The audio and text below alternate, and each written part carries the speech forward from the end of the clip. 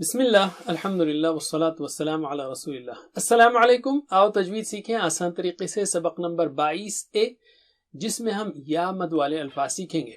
جب زیر والے حروف کے بعد یا آئے تو اس یا کو یا مد کہتے ہیں، جیسے می، بی، وی، فی، ان سب میں جو یا ہے وہ یا مد ہے۔ مد کا مطلب ہے کھینچنا، تو ہم یا مد کو 2 حرکت کے برابر کھینچیں گے، ڈبل کھینچیں گے، یعنی می کے بجائے می۔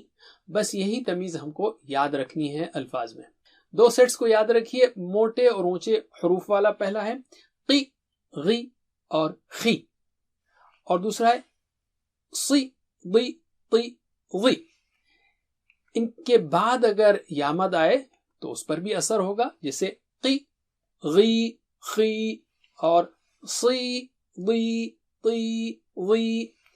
چونکہ ان میں سب میں زیر ہے تو وہ موٹائی اور اونچائی وہ اس کا اثر کم ہوگا۔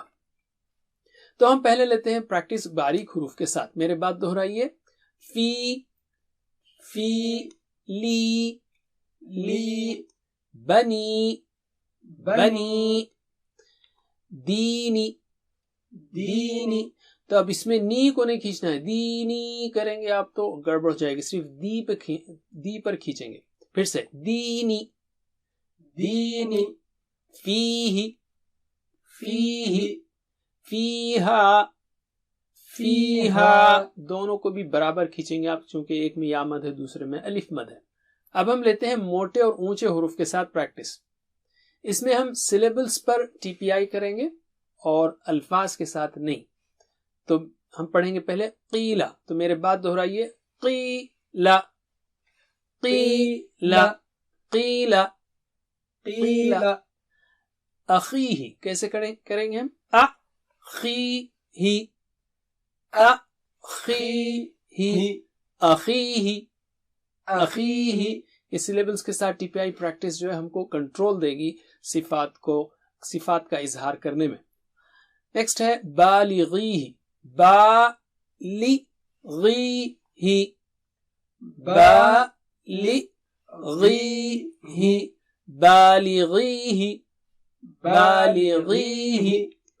اب ہم لیتے ہیں بہت موٹے اور اونچے حروف کے ساتھ پریکٹس۔ صراطی کیسے پڑھیں گے ہم؟ صراطی، صراطی، صراطی، صراطی۔ حافظین، حافظین، حافظین،